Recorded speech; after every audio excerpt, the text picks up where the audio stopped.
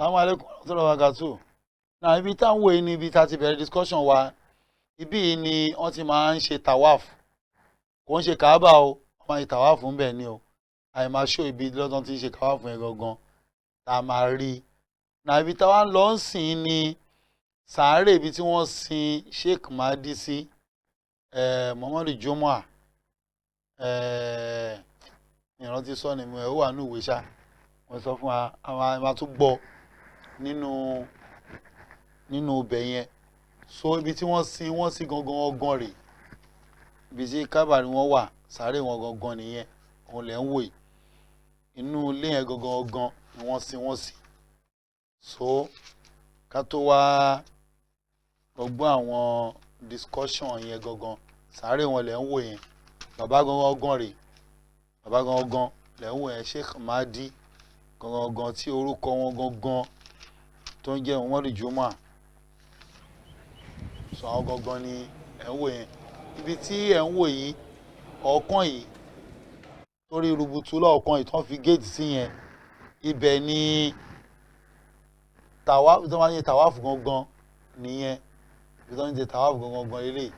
Ibi tí ẹ̀ ń wò lọ́ọ̀kan yẹn wọ́n ṣe tàwáfù gangan nìyẹn. Òun lẹ̀ ń wò yìí. Tàwáfù náà máa ń ṣe ń bẹ̀ yẹn. Ibi gangan báyé tàwáfù Kaaba náà máa ń tàwáfù ibi tẹ́ ń wò yìí. Bọ́ọ̀sì kan wà nínú ibẹ̀ yẹn wọ́n pè ní àpótí ẹ̀rí. Quran àti Bible ló wà nínú ẹ̀ bó ṣe wà yẹn. Bí Sheikh Mahdi ṣe gbé kalẹ̀ láti nígbà tí wọ́n ti gba tán ti lọ tó ti dé nìyẹn òun lẹ̀ ń wò yẹn. Àti tán ti lọ sí Mọ́kà tán ti dé tán ti lọ declare ara wọn as Mahdi táyé ń retí. Ààrẹ ẹ̀kọ́ púpọ̀ Mahdi ló wà àwọn tó ń jọ lọ sí Mọ́kà ńjọ́ náà lọ́hùn rè àwọn 25 ni ọba kó lọ tó fi lè declare ara wọn ní Mọ́kà pé àwọn ni Mahdi tí ayé ń retí. Má gbọ́ full story yẹn bó ṣe lọ. So ìyá farabalẹ̀ ká wo fídíò yẹn. Ó ṣe wá lánàá pé àwọn àbọ̀ live tẹ́lẹ̀ tí network fi dà láwọn àwọn ká kó play ẹ̀ fún wa ká lè rí full inshallah. Assalamu alaikum warahmatullahi wabarakatuh. أعوذ بالله من الشيطان الرجيم بسم الله الرحمن الرحيم الحمد لله فضل بني آدم بالحلم والحكم والحكم والصلاة والسلام على سيدنا محمد وعلى آله وصحبه وسلم والصلاة والسلام خيرا على الشيخ محمد المهدي والشامد رحمة الله عليهم الصلاة والسلام وعلى آله وخليفاته وأصحابه وسلم. Adá fún Ọlọ́run ọba tó fi ọgbọ́n ìmọ̀ àti òye dá ọmọ ànábì Ádámù lọ́lá. Adá fún Ọlọ́run ọba náà. Atọrọ káàtì gẹ̀ fún ànábì wa Muhammad sallallahu alaihi wasallam. Ìkẹ́ àti gbẹ̀rẹ̀kọ́ gbogbo àwọn ànábì Ọlọ́run pátá àti gbogbo òjíṣẹ́ Ọlọ́run. Ìkẹ́ náà kò má bá ṣe kò má délé Mahdi àti àánú rẹ̀ ṣe àmàdé rahmatullahi alayhi salatu wassalam. Akí gbogbo àwọn àgbààgbà ní mímọ̀ tí a mú mímọ̀ lọ́dọ̀ wọn Ọlọ́run kó bá wà pẹ̀lú gbogbo àwọn tí wọ́n ti lọ. Àwọn tó wà láyé Ọlọ́run kó bá lékún àlàáfíà àti ẹ̀mí gígùn. Gbogbo àwa tí a wà ń bí náà akíra wa pé Ọlọ́run kó lékún àlàáfíà ẹni kọ̀ọ̀kan wa. Akí àwọn ustaz wa tí wọ́n bá wa jomitoro ọ̀rọ̀ lénìí Ọlọ́run kó gbọ́ lékún ìmọ̀ nìyí kó lékún àlàáfíà kó lékún ọgbọ́n kó lékún ìmọ̀ kó lékún lọ síwájú fún yín. Al-Fatiha. Alhamdulillahi rabbil alamin arrahmanir rahim maliki yawmiddin iyyaka na'budu wa iyyaka nasta'in ihdina siratal mustaqim صراط الذين أنعمت عليهم غير المغضوب عليهم ولا الضالين آمين. Màá fẹ́ gbọ́ àwọn ìbéèrè tẹ́sọ̀ lẹ́ẹ̀kọ́ fún ẹjẹ́ pé now mo ti máa ń gbòrò Mahdi ti pẹ́ Ìjẹ̀bú Òde ní 10 years ago tí màá gbàgbé dáadáa mo lọ ṣe wáàsí kan ní Ẹlẹ́kọ̀ọ́ wọ́n á pàdé mẹ́mbà yẹn kan tó wá béèrè lọ́wọ́ mi. So wọ́n á ní òkè mo fẹ́ dé wọ́n ṣáà ṣe Mahdi gangan níjẹ̀bú Òde. Unfortunately mo wá bí ìgbà mi ò gẹ́ẹ̀tì Ahmadi àlèmí lọ ń júwe fún mi káàkiri. Gbà tí wọ́n rí fídíò tí alàgbà kan Kúnlé Fásùgbà ṣe ìjẹta mo rí máa lókè dẹ́gún náà pé máa wá dẹ́gún ẹ̀wọ̀n lẹ́nu gbogbo débi ọgbọ́n nìyẹn. Now ara àwọn tí mo bá ẹni ẹfà lórí stage ìjọ náà lọ́wọ́ ni pé 1 Mahdi mo kà kó ló ń claim ẹ̀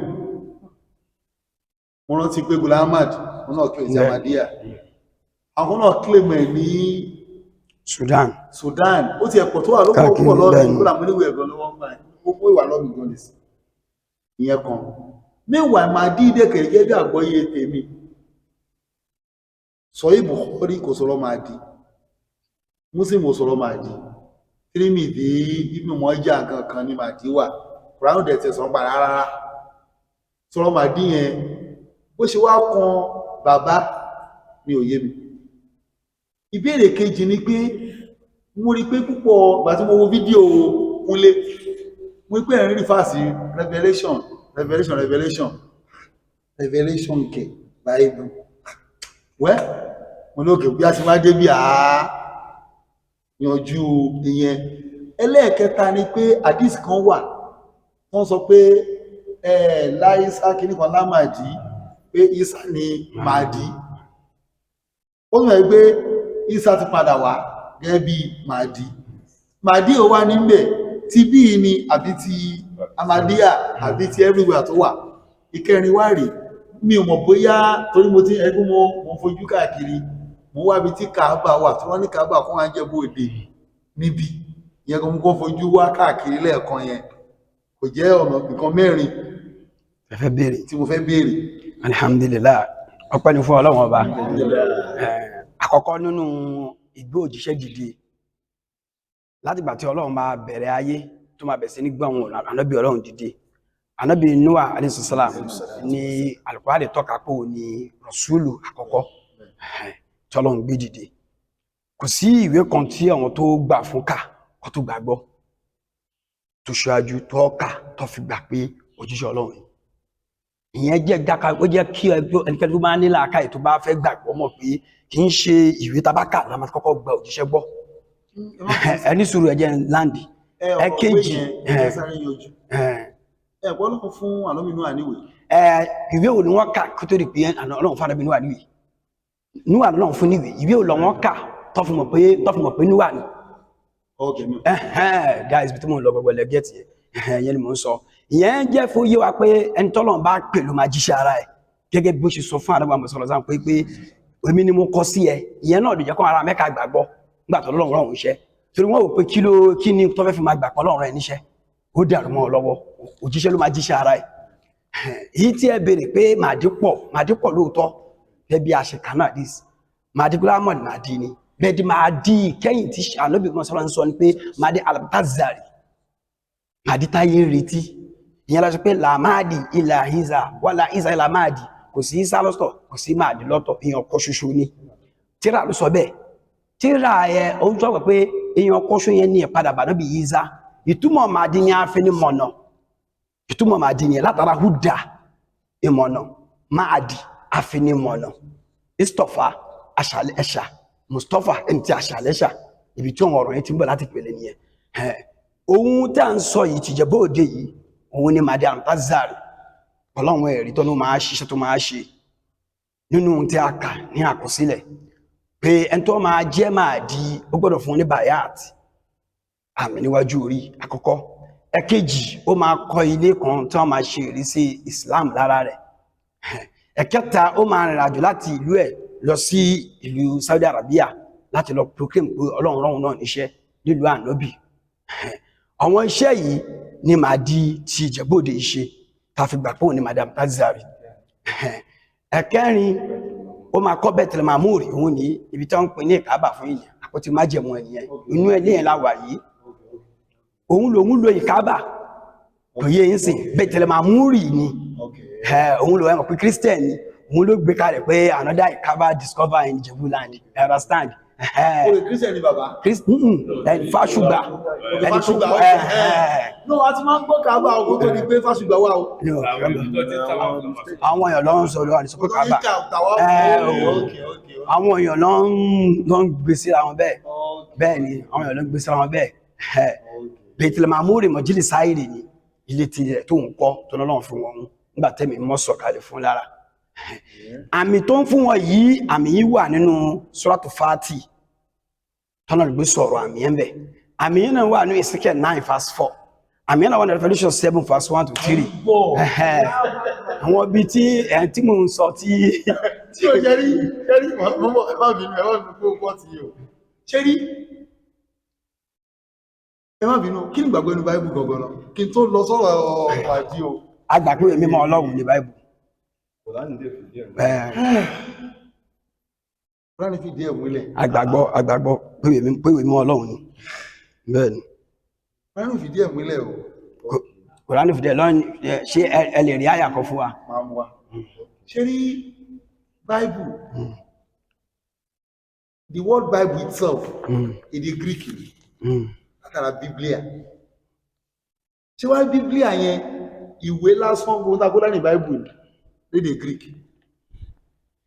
ẹ̀rí pé tọ́lọ máa sọ̀rọ̀ Injil ta fà lọ́bí Ìsá Ọlọ́run kì í gbèwé láwọn ànábí Ọlọ́run lọ́wọ́ báyìí ìgbà ó ń gbé wọn lọ́wọ́ ó máa ń rí fíìlì ẹ̀mí tànábí Ìsá ò lákọọ́lẹ̀ rárá ìyẹn Ìnjílà kò lákọọ́lẹ̀ ẹ̀dẹ̀ pé lẹ́bọ̀wò tànábí sára Kùránì yìí náà kò bá má lákọọ́lẹ̀ tí ìbá ṣe àìdí àtànábí lò tó bá káwọn ọ̀mọ̀wé lẹ́rú a ní òkè ẹ̀kọ́ àwọn mùsùlùmí mẹ́wàá ní àkẹ́ máa lọ náà fi rí kọ́ọ́lẹ̀ kọ́ má sí lákọọ́lẹ̀ rárá ní tó kọ́wọ́ gbọ́n tíra ṣáájú nìyẹn tó ń ṣe lákọọ́lẹ̀ dàárọ̀ yìí tí ànábì Mùsá Ọlọ́run rí bí ilẹ̀ fóun ni nínú wàhálà Ọlọ́run kọ sí fóun ní ti ẹ ṣe yàtọ̀ sí ti gbogbo wa náà Bíbélì nísìn àwọn Greek ni wọ́n kọ ṣe rí láti Genesis dé Malachi wọ́n extraction ni wọ́n pè ó dàbí irú ìwé tí bàbá ṣe yìí sìn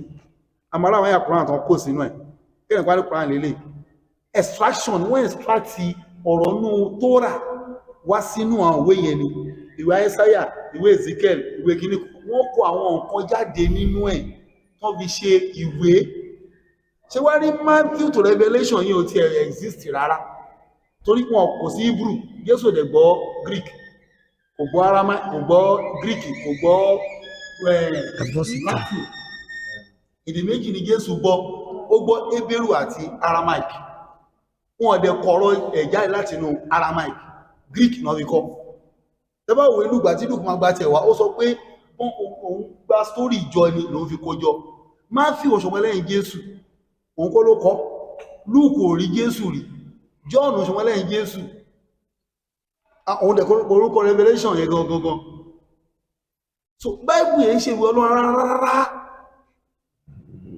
ẹ̀yin lẹ sọ bẹ́ẹ̀ sà mú bọ̀sà mú fẹ́ mẹ́rin wá tẹ́bá àwọn ayà àwọn ọ̀rọ̀ tó wà ní Bible tó jọ ní tó wà ní Kùránì extraction wé Mósè ni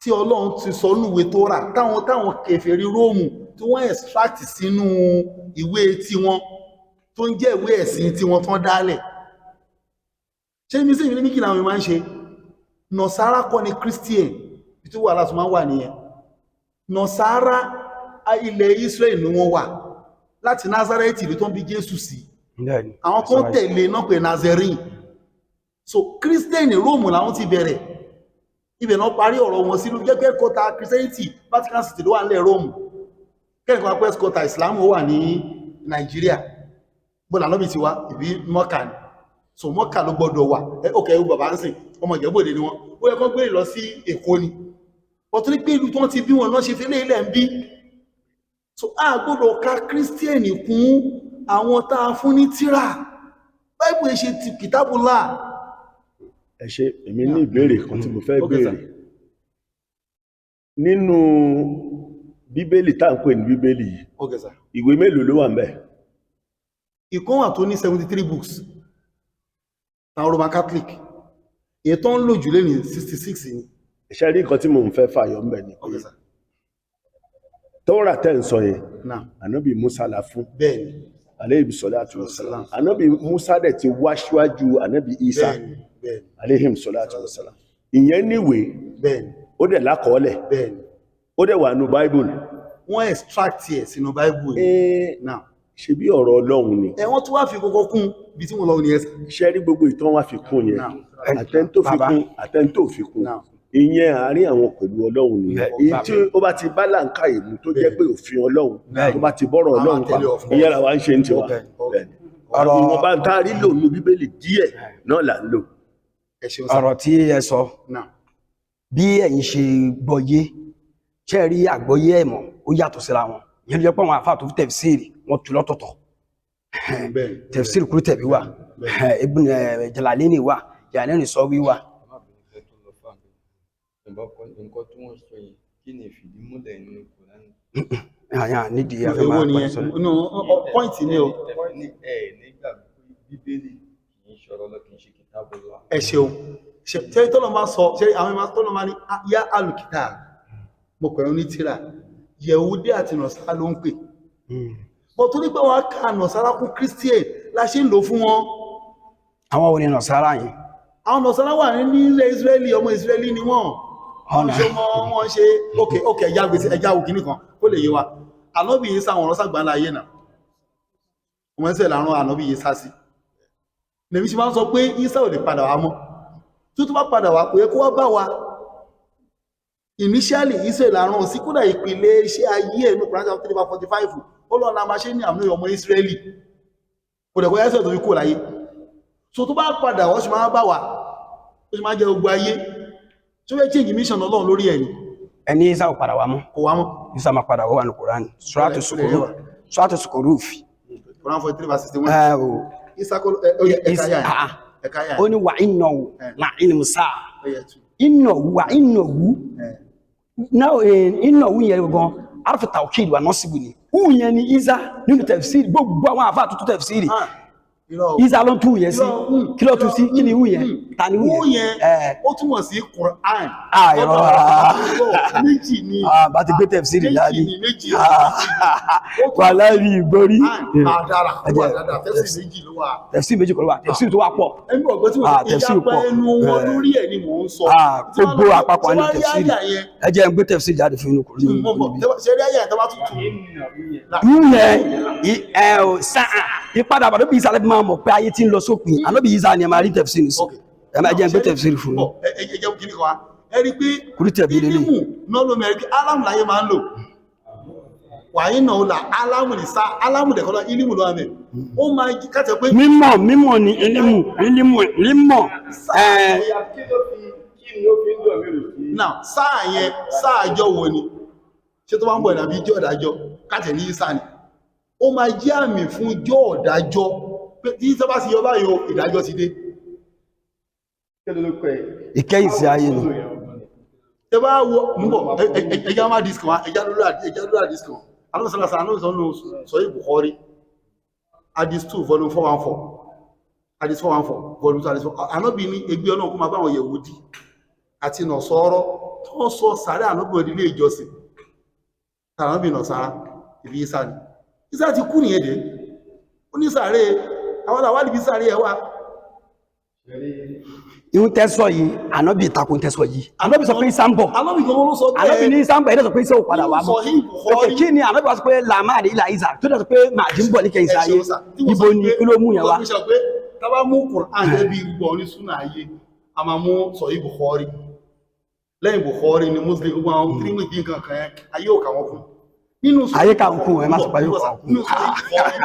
ayé ka wa ayé ka Ibn Majah ayé ka Ibn Majah nínú sọ Bukhari kò sí Mahdi nínú ọ̀rọ̀ Mahdi wà ńbẹ̀ nínú sọ Muslim kò sí Mahdi nínú ọ̀rọ̀ Mahdi wà ńbẹ̀ kò sí ẹ lọ tún kàdá dá fẹ́ àní ọ̀rọ̀ Mahdi wà ńbẹ̀ níbi tẹ́lẹ̀bá lọ wọ alámọ̀tò sáà ọ̀rọ̀ Mahdi wà ńbẹ̀ nínú sọ Buhari alámọ̀tò sáà báàbù alamatu sáà ẹ lọ kà ìmọ̀ arọ́ Mahdi bẹ̀ arọ́ Mahdi wà ń bẹ̀ alamatu sáà báàbù alamatu sáà ìdẹ̀ni kò sí ń bẹ̀.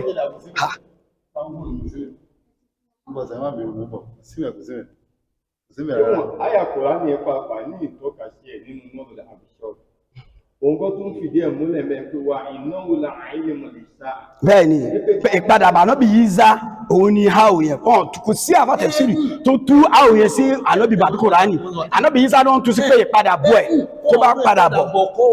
wọ́n ní wà innahu la'ilmun lis-sa'a ẹja lò Ìsá máa jẹ́ àmì fún ọjọ́ yẹn wọ́n ṣe ìpadàbọ̀ ẹ̀ ìpadàbọ̀ ẹ̀ kọ́ ẹ̀ka ya ẹ̀ kọlẹ̀ Ekaya enkole. Fala temteruna biya. Ema she meji atabiuni etelemi fili mudari ni.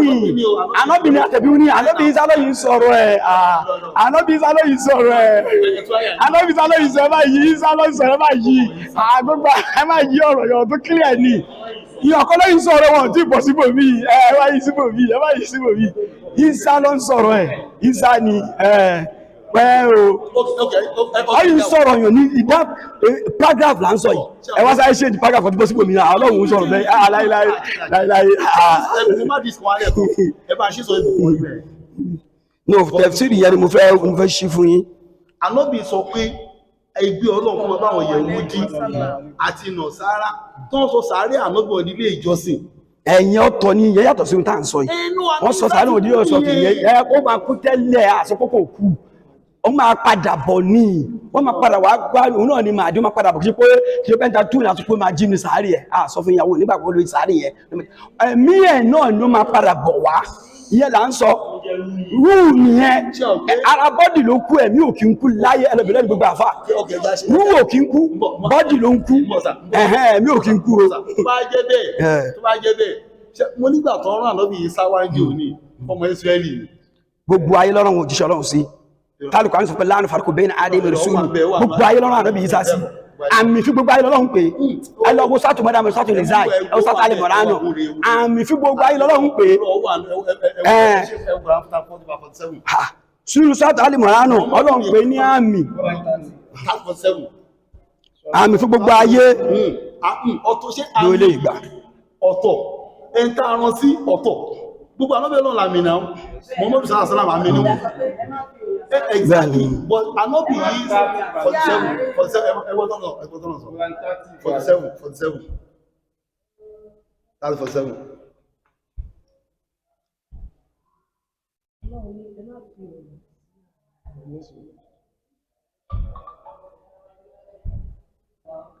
She aya kuni. Eka Quran 47.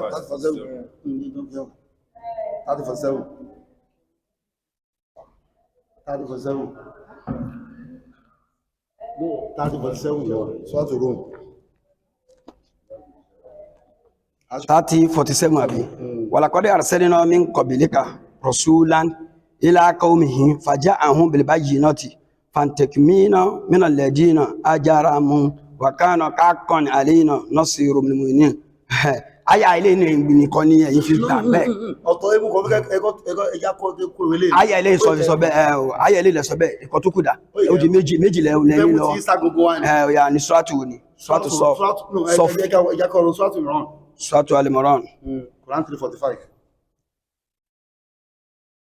345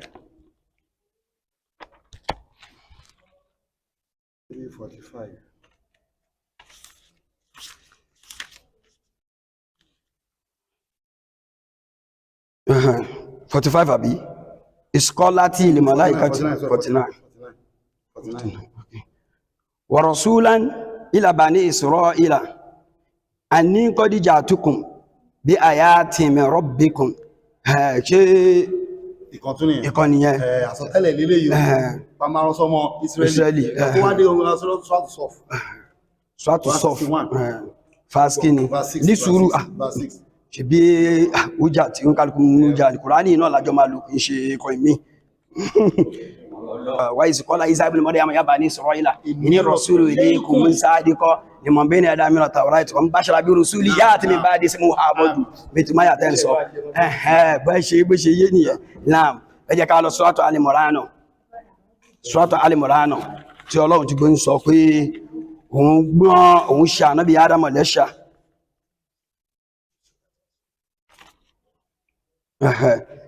inna Allah istafa Adama wa Nuhan 33 Quran 3:33 inna Allah istafa Adama wa Nuhan wa ala Ibrahim wa ala Imran ala alamin fún gbogbo ayé ni o àrán wọn ni ẹni dájúdájú ẹja àtú àmì àtú ayé ayé dájúdájú àṣà ànábì Nuhu Ádámù lẹ́ṣà ẹ máa gbọ́ wà Núwà àti Núwà wàhálà Ibrahim àti Ibrahim àtàwọn ọmọ rẹ̀ wàhálà Imrana àti Imrana àtàwọn ọmọ rẹ̀ fún gbogbo ayé lórí gbogbo ayé ni lórí gbogbo ayé ni ẹ̀dẹ̀ ní ẹ̀sà ní sùúrù kí ni rọ̀súlù kí ni ẹ̀ṣà.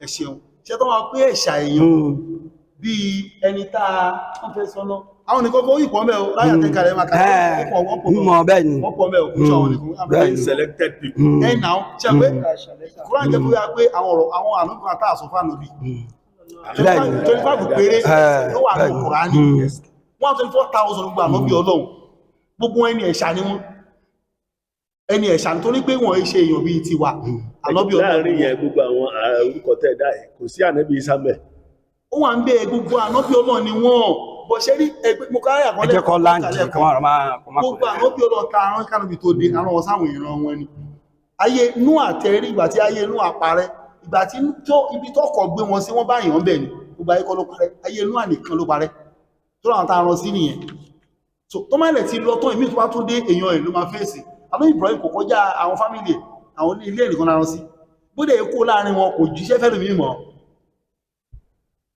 anú mọ́ sálásálá nìkan lọ́nà sọ ní Quran chapter about Quran 34 verse 28 sọ́rọ̀ Sọ́fàt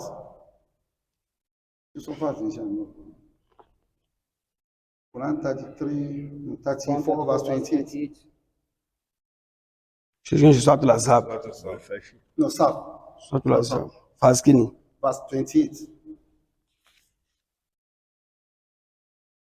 ẹgbọ́n yẹn ilá káfàtà lè nas 28 then wọ́n mọ̀ sẹ́yìn lọ́kà ya ayú ànàbí yìí no verse 28 okay 28 ilá káfàtà lè nas bàfírọ̀ wọ́nà bírọ̀ ọlọ́wà ní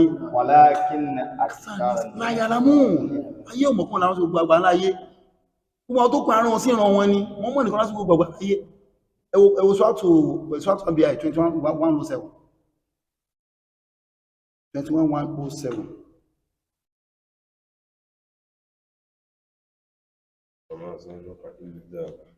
lílẹ̀ alamí ohun nìkan láti gbogbo àgbà láyé wọ́n ta tí wọ́n ń ṣe kọ́ tó dé àrùn sí ìran wọn ni tí sábà padà kò lè wá bá gbogbo aláìlá kò pọ́síbù tí màtàwọn àfọ́ onísúná ń fà gbogbo ni ẹ pé ìsà àrùn sí èèyàn ẹ̀ tó bá pàá bá wọ èèyàn kò pọ́síbù ó pọ̀ ayà Kùránì nílé àdíṣẹ́ ti gbá pé sá ti kú òkú lè padà wáyé wọn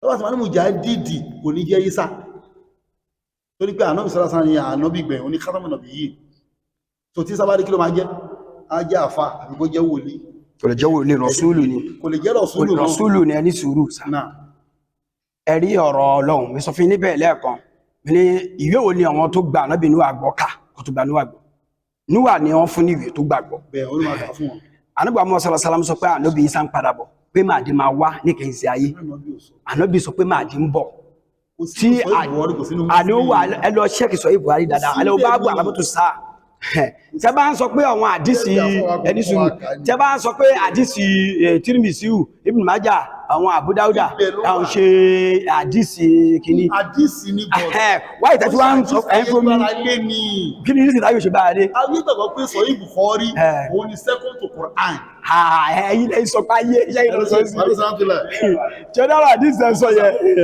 ẹ wá fi sàmúwà ní wọ́n yá sí Mahdi níjẹ̀bú Òde Mahdi MAHDI now àwọn sọ̀rọ̀ wọ́n sọ pé nínú Sahih Bukhari àti Muslim ànábì ò dákọ Mahdi ń bẹ̀ àfọwọ́ sọ pé ànábì dákọ ẹ̀ mú ní kò sí ń bẹ̀ ọlọ́wà ń bẹ̀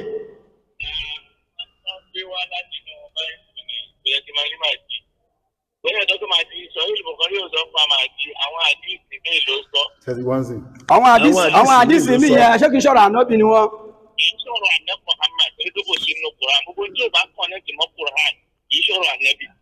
àwọn Tirmidhi Abu Dauda Ibn Majah kìí sọ̀rọ̀ ànábì. tí ó bá ti kọ́nẹ́tì mọ́ Quran tí ó bá ti lè kọ́nẹ́tì mọ́ ó sọ̀rọ̀ ànábì torí wọ́n yàtọ̀ ní àwọn ènìyàn wáyé olúwa ànábì yẹn sọ̀rọ̀ fẹ́nu oníṣẹ́ tó máa ta Quran láéláé ẹ̀yin lẹ́yìn sọ bẹ́ẹ̀ ọ̀rọ̀ tẹ́ ń sọ yóò ń ṣe authentic ọ̀rọ̀ tẹ́ lọ sí pé àdìsí ọwọ́ tó gbà pé kò kì í ṣe ọ̀rọ̀ ànóbì kò possible náà ẹ máa ní àdìsí tí ànóbì àná ẹni kò sí ọ̀rọ̀ Mahdi pé Mahdi ń bọ̀ ní kẹ́yìn sí ayé nínú tó kọ́kọ́ sínú àìsàn yìí Muslim lọ́dọ̀ ti tẹ̀yìn torí mi ò bìlí fún ẹ èmi ò gbà yín gbọ́ èmi ò gbà yín tẹ́sán yín gbọ́ èmi ò gbà yẹn pé ìgbà ìtẹ́sọ́ kókò síbẹ̀ ní ìgbà yẹn bọ́ pé kò sí ọ̀rọ̀ Mahdi nínú sọ yìí mùsùlùmí báyìí pé ọmọ tó wà yẹn kìí ṣọ́ ànábì yẹn kò yẹ kó gbọ́dọ̀ jáde lẹ́nu mùsùlùmí. nínú sọ yìí Bukhari wọn kò ṣàdí sọ láti ẹ̀gbọ́n pé ànábì sọ pé Ìsá ti kú ẹjọ́ òkú wo ló padà wá sáyé rí. ó máa sọ pé Ìsá ti kú náà ẹ̀mí ni ara máa kú náà ẹ̀mí ò lè kú sẹ́mi máa ń kú ni ẹ̀mí ò lè kú láyé láyé gbogbo alámọ̀ pẹ́mi ò lè kú. Kùránì dànù ni ó dànù ni olùkùnrin tó kọ́ 4:7 ọlọ́run àti ọ̀rọ̀ wọn wọ́n sọ pé àti pa Ìsá ọmọ Máríámọ̀ ọlọ́run wọn kò pa àwọn ẹ̀dẹ̀kùn máa gbélé orí bẹ́ẹ̀ lójú wọn ni bàlákí ṣubí aláwọ̀ bẹ́ẹ̀ni ohun tí Kùránì sọ ní ó sọ pé ó ti kú ni ṣó papọ̀ mọ́ Kùránì ó papọ̀ mọ́ Ìsá ti kú ẹjọ́ kan ojú ẹgbẹ́ àmọ́ ayàtẹ̀ sọ àmọ́ pé bẹ́ẹ̀ ni ọlọ́sọ pé ó ti kú àmọ́ sọ́tọ̀ alẹ́mọ̀lá náà pé Ọlọ́run ní àdàrúmọ̀ lójú pé àdàrúmọ̀ lójú Ọlọ́run máa pa ẹ́ bẹ́ẹ̀ni fíkà bẹ́ẹ̀ni tí máa pa ẹ́ máa gbé ẹ̀mí wá sọ́dọ̀ ti kálára mi bọ́dì máa súnlẹ̀ nínú yẹn lásán pé ẹ̀mí ò ń kú yẹn lásán pé ẹ̀mí ò kí ń kú ẹ̀mí ò ń kú ayà tó wá sọ pé láǹfààrí kù bẹ́ẹ̀ náà dé mínú àmáṣùn pé yà àdèmí rùsúlì yìí sọ yẹn ó dẹ̀ gbá wa gbọ̀n gbógun ìyà ẹyẹ fún àpẹ Ọlọ́run sọ pé àwọn ànábìta aránṣẹ́ agbé wọn ga jùra wọn lọ ṣògbìn àkọ́ nìyẹn gbàgbé wọn nípò no bẹ́ẹ̀ kọ́ ẹ má tún bẹ́ẹ̀ kọ́ ló ṣe tó ó ní ẹ má àwa ló ń bá wí àwọn èèyàn káà má ṣe yapa bẹ́ẹ̀ kọ́ ló ṣe lọ nítorí Ọlọ́run gbé wọn ga jùra wọn lọ wọ́n nípò jùra wọn lọ. lánàá fáríkù bẹ́ẹ̀ náà ádì mínú ẹ má ṣe òpinya láàárín ẹ má kọ̀ọ̀kan kẹgbà kún ní tí máa lọ ní pé alọ́mọ sàlàsàlám òun ni universal prophet tí ó gbàgbà láyé ànábì Ìsá sectional prophet ní sáwọn èèyàn ẹ̀ sáwọn Ísírẹ́lì nìkan náà nísìn àwọn táwa sọ pé tí sábà padà dé wọn wá sí gbàgbà yìí ń pè pé kí ni ìpadàbọ̀ ẹ̀fẹ́ wá ṣe ní ayé alóhùn ti parí iṣẹ́ kó tó lọ náà ṣọ́tù Maida 153:5 ọlọ́n al-yawma akmaltu lakum dinakum wa atmamtu alaykum ni'mati wa raditu lakum Islamu din nínú Islam náà ló ti máa gbé dìde a lè bèèrè lọ́wọ́ àná pé inú Islam náà ló máa ti dìde kì í ṣe kí ó máa mú ẹ̀sẹ̀ bí wà ó máa wá fi ẹsẹ̀ Islam rílẹ̀ ní wọ́n máa gbọ́ fẹsẹ̀ Islam rílẹ̀ ní kì í ṣe pé Islam ti rinlẹ̀ sínú okay. Hello sir. Hello sir. Fine sir. How are you? Tí ò ní yọ kí ní ẹkù yọ ẹkù yọ́kù máa clear ọmọ clear yọ́kù Ọmọ clear. ọmọ clear kù sí. Ní Ànábì Ìsá alayhi salatu wassalam sectional prophet ni Ànábì Ọlọ́run ta rán sí àwọn èèyàn kódà ogun ọdún wá ní Jésù padà bọ̀ tí wọ́n ń bèèrè lọ́wọ́ nìyẹn pé tó bá padà dé ọmọ ẹsẹ̀ ìlú ẹkú tiẹ̀ padà wá bá kùnrin ṣe gbogbo ayé tó rán wọn ságbára ayé tẹ́lẹ̀ náà Ànábì nìkan ní universal prophet tó yẹ kó tiẹ̀ padà tó òun ló yẹ kó padà wá tó bá tiẹ̀ máa wọ́n ló yẹ kó wá wọ́n á tún gbogbo aláyé tí sábà wá dé kí la fẹ́ pé Ànábì ní khatamun nabiyyin òun ní òpin gbogbo Ànábì Ọlọ́run àtòjíṣẹ́ so tó máa dé gílófẹ́dà tó máa di ànábì míì àwíjẹ́ mi lẹ́yìn ànábì ní sàlàsàlám àwọn nǹkan tó rú èmi lójú láwọn àárín yẹn nìyẹn káàkiri bá ti sọ̀rọ̀ Mahdi ó sọ̀rọ̀ Mùsí sọ̀rọ̀ Mahdi sọ̀rọ̀ ní àókè o bóyá bọ́n kò sọ̀rọ̀ ẹ̀ rárá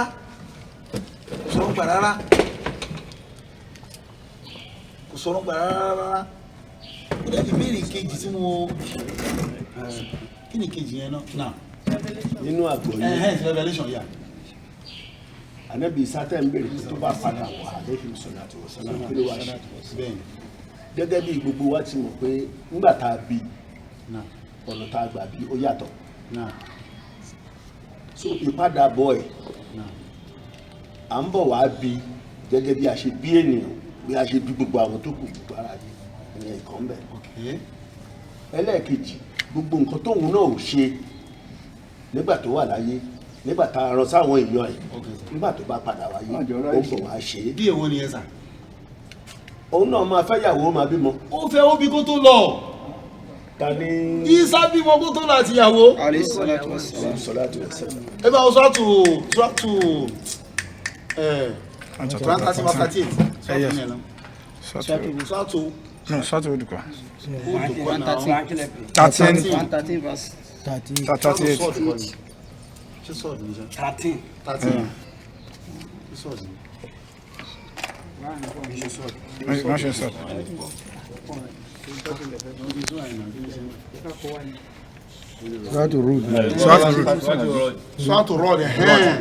Swatu Rod.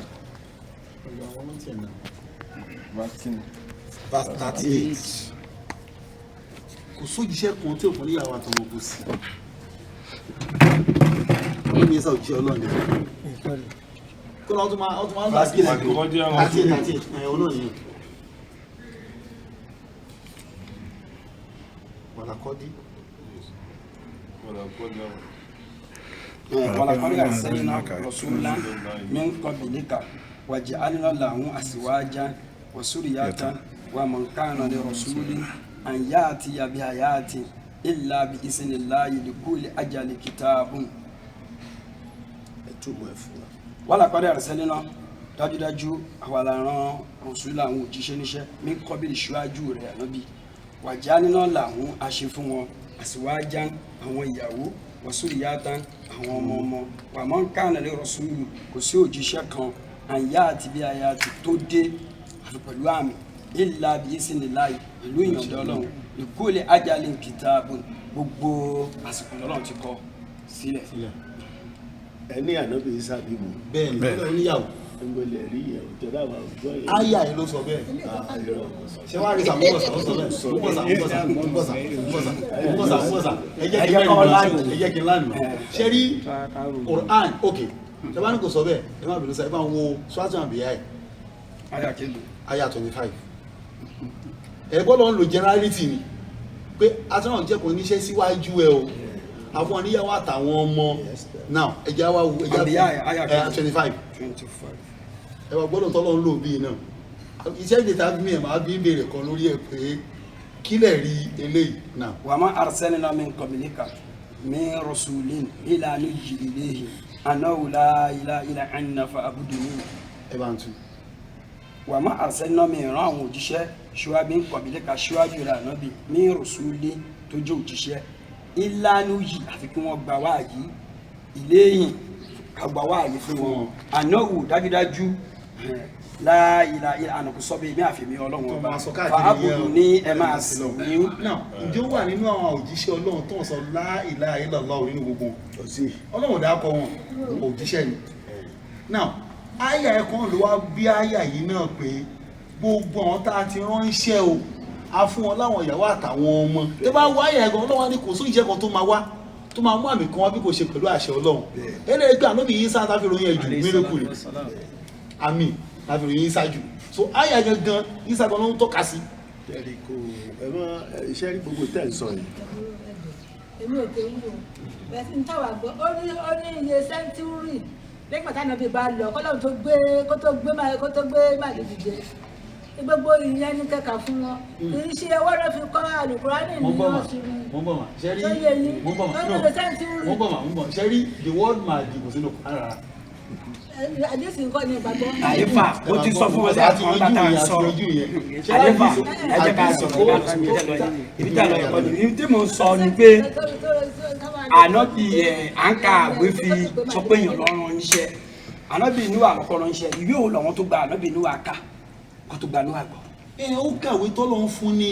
níwà lọ fún ìwé òun lọ́kà tó fi jẹ́rìí pé níwà máa wá no ẹ̀gbọ́n tí mo sọ ṣe àgbẹ̀ ẹ̀gbọ́n tẹ̀lé wọn gbanú àgọ̀ tó lò lànà bí àpọ̀ ńlọ iṣẹ́ àkọ́kọ́ wọn gbà gbogbo ìgbàgbọ́ ni pé ta ni wo because wọn gbọ́ anything tó jòjì ṣe rí láyé wọn. bọ́ọ̀sì gbàdúrà pé òjì ọ̀rọ̀ àgbàgbọ́ gbogbo ọlọ́ta kò náà. ẹ̀gbọ́n tí mo sọ ṣe ní tó máa ń takò wọn ni pé gbogbo àlọ́bìnrin máa ń takò ohun tó bá bá ń lẹ̀ tó rẹ̀ bọ́ náà bá ń lẹ̀ wọ́n máa ń bẹ́ bọ́ ni Ísá nìkan ló bá ẹbọ ní Ísírẹ́lì nítorí bá ní pé àwọn ọmọ Ísírẹ́lì ń takò fún Mósè wọn ṣe bó ṣe kán ṣe nítorí bá ń lẹ̀ nìyẹn òun wáyé correction láwọn gbogbo problem wọn yẹn ni gbogbo ànábì Ọlọ́run tó kù wọ́n máa ń bá ẹbọ ni nítorí jẹ́ kí wọ́n kọnú àníyàn gbà yẹn pé ìwọ ń takò táwọn bàbá wa ń ṣe táwọn bọ́ òrìṣà lọ́dọ́gbọ́n gbọ́ kàwé kankan fún ọ ní tẹ́ ń ṣe yìí Ọlọ́run ò fẹ́ má tẹ̀lé mọ́. àní tẹ́mi sọ ni pé àwọn bàbá àwọn tó gbàgbọ́ yẹn kò sí kankan tí wọ́n kà tó jẹ́ àríjàre tọ́ka ti retí pé Ọlọ́run rọ́nà. àwọn ò lè kà lọ́rọ̀ nínú àṣìṣe. ṣẹ́kọ́nù sàlàsàǹgbà tí wà yìí ń sọ̀kalẹ̀ kó tó gbó sọ̀kalẹ̀ náà ti ń gbàgbọ́ kó gbó sọ̀kalẹ̀ wọ́n ti ń gbàgbọ́ ọjọ́ tó ti lọ sí òkè ráìrà tó ti rí pé ẹnìkan màláìkà kan tí ọba ìyàwó ẹ̀ lé tó gbàgbọ́ ṣe kò tí gbà ẹ́ ní revelation gbà ẹ́ ó wọ̀n ní ìpayà lásán ni lọ́ ṣe gbàgbọ́ ṣé gbà náà bí Ọlọ́run instinct kan wà nù wọn tó máa ń sọ̀rọ̀ ẹ máa ní tó sọ yìí lákàá wà nù ẹ̀ bá ṣe wà yìí sìn gbogbo ayé ò lè tẹ̀lé wa láéláé. ẹ̀yẹ náà bẹ́ẹ̀ ni bó ṣe wà ní. sọ́nà instinct ti pé mo lè láì tẹ́lẹ̀ wáyà ń ṣe yìí o kódà kó má rí substance nínú ẹ̀ ó máa tẹ̀lé so ohun tó wà fún ànábì Ọlọ́run náà nìyẹn bọ̀ ìyàtọ̀ tí wọ́n ní pé àwọn máa ń kan gbá pé tó o bá ṣe ìjìyà rẹ o àwọn ò lè gbé báyẹn torí pé àwọn kọ́ lòjíṣẹ́ yẹn àwọn máa kó ti òjíṣẹ́ yẹn ni àti tó mú wá ìtí tí ó ti wá ṣe yàtọ̀ fún wọn nìyẹn àwọn lẹ́mìí pé òkè o tẹ̀lé kí Ọlọ́run máa jẹ yín yà táwọn máa sọ àní Kùránì sọ pé Ọlọ́run máa jẹ yín yà tó ráwọ̀ síbẹ̀ àkọ́ni Genesis ọ̀rọ̀ yẹn ànábì ní sọ́lá sálám so bí tí mo lọ gbogbo nìyẹn so kó rí ìwé yẹn kò ń ṣe substance ta lè dúró lórí. ìyá ní kankan tí sẹ́ńtẹ̀ lájọ ń sọ ìhun tèmi náà sọ pé kì í ṣe ìgbàgbọ́ bá ṣe pé ìwé báyìí ọ̀sọ̀ báyìí ká tó gbà pé Ọlọ́run rán ẹnìyẹn níṣẹ́ àbí Ọlọ́run níṣẹ́ nìyẹn ìhun tèmi sọ náà lè padà sí yẹn. ẹ ṣe wá rí Ọlọ́run rán yàn ṣe rí ànábìsọ̀rọ̀ kan máa ń takò àdìsí kan ayédègbàgbọ́ wọn lànà bí sọ pé 124,000 pé 124,000 ní gbogbo ànábì Ọlọ́run rọ̀súlù bẹ̀rẹ̀ 313 àdìsí ẹ̀mọ̀ ọdún òní irọ́ ni gbogbo ànábì Ọlọ́run jíṣẹ́ Ọlọ́run kò tó bá ní gbé yẹn wá bẹ́ẹ̀ tí wọ́n takò àdìsí yẹn gan nìyẹn náà kó má lọ ni pé ṣé ní kò sí tí ẹ̀dá fẹ́ ṣe inú ayé lénìí as a Muslim Quran number 1 bó ṣe wá rí ayé lénìí ayé gbàgbọ́ nú àdìsí sọ Buhari sọ Muslimu tírímì ìdígbà wọn kò dò kí ni Kùránì sọ ayé òun ka Kùránì mọ̀ àdìsí ni ṣé wọ́n àdìsí tó wọ́n ń gbàgbọ́ ìgbógun ọgán olófà ní problem dàárọ̀ yìí mi ládìsí ò dá o àdìsí dá o tí wàá ti tako àyà Kùránì àdìsí kan àtàwọn sábà lò wọ́n lánàá mi sọ pé apamẹ́láṣẹ kí n máa báwọn èèyàn jà tí wọ́n fi máa sọ pé láìláìlá ọ̀rọ̀ burúkú ni torí pé inú Kùránì kan ló sọ pé láfara kan bá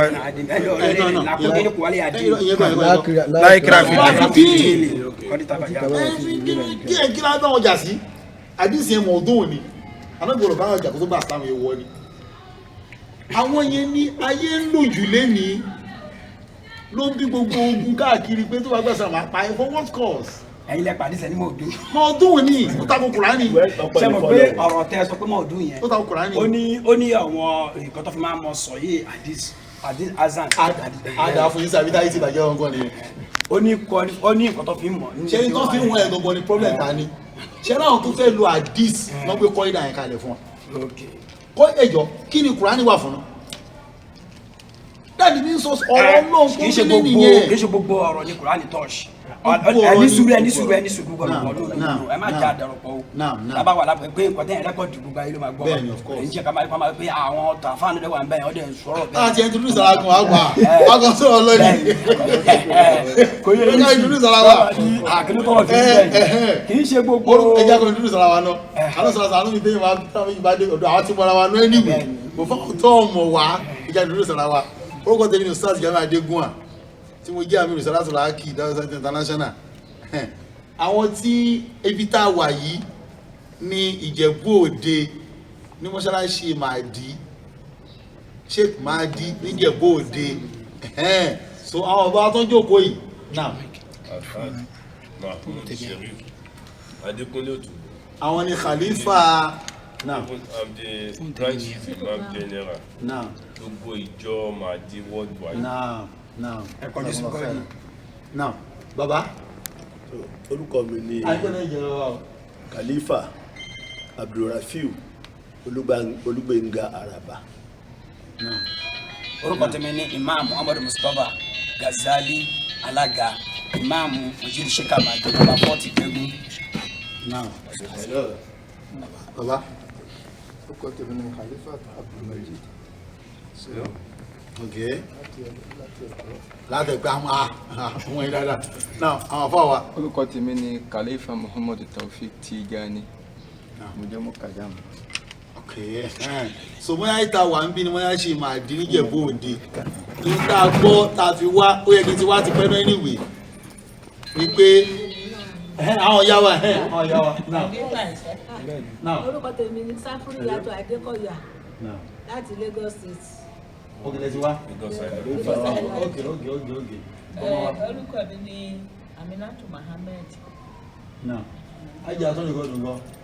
Èmi ni Sábé Balógun. Sọ̀rọ̀ sókè o. Sábé Balógun Ajimot. Sábé. Wọ́n ń ká ìbàbá. Okay. Bàbá ń sọ. ṣe bàbá tó wà lẹ́yìn náà. Àwọn bàbá mi yọ bàbá nepa.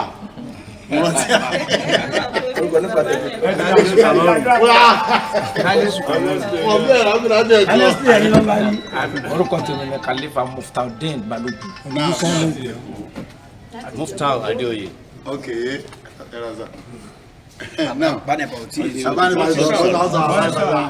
Abánibọ̀ nídìí orúkọ abánibọ̀ ẹ̀ lásán orúkọ ẹni. náà àwọn tí mo sọ lọ pé kì í ṣe gbogbo ọ̀rọ̀ ni Al-Qur'ani fọ́síwẹ́ ló ṣàlàyé ẹ̀ ó ní hakimu sọ̀rọ̀ àtàwọn ká máa kírun ẹ̀jẹ̀ ẹni sọ̀rọ̀.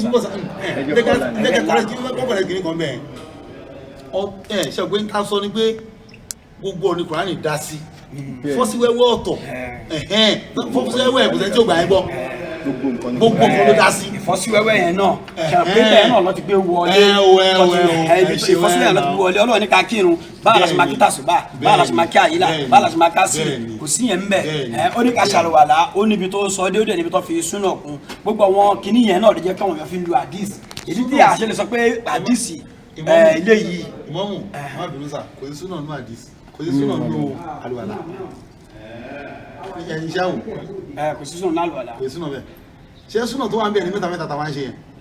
mímọ̀ bẹ́ẹ̀ òun náà ni gbogbo ètò náà nìyẹn gbogbo ètò kù yẹn ẹ lè má ṣe mẹ́ta a lè ṣe yọ kan. ìgbàlódé lè ṣe mẹ́ta lè ṣe náà ni ẹ lè ṣe bẹ́ẹ̀ ṣe kúrò yóò sọ pé ọ̀rọ̀ tá a sọ ọmọ ìbò nígbà máa ń tu sí ni pé imú ẹnu etí súnà kan o fárídù ni o Ọlọ́run ní ẹ fọ ojú yìí lára ojú ni ẹnu imú wà lára orí ni etí wà pé súnà fárídù ni ó ti complete yẹn bẹ́ẹ̀ ni fọ etí kù lálùwàlà. wà á má yàtọ̀ kárò ilà kúrò àlìbá onílàákẹ́ lọ́lọ́run bá sọ̀rọ̀ kò ní bá sọ pé etí yín imú yín ó ti fi ojú yìí ó ti fi qualify gbogbo everything pọ̀ fún wa. now ẹja shift kó bẹ́ẹ̀ àwọn òpó tí ó wà níbi tẹ́ ẹ ṣàlàyé fún Kúnlé nígbà tó wà yẹn kí ni indication náà.